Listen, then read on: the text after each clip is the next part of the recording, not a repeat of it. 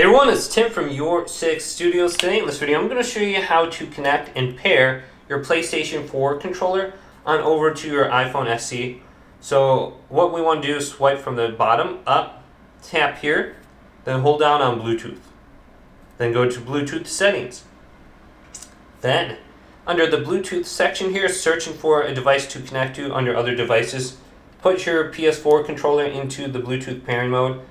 The share button and the PlayStation button, hold those down at the same time, and the light should begin to flash on the back.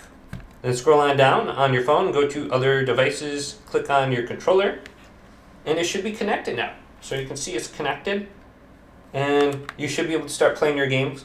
Now to turn it off, hold down the PlayStation button right here. After about 10 seconds, it will manually turn off the controller.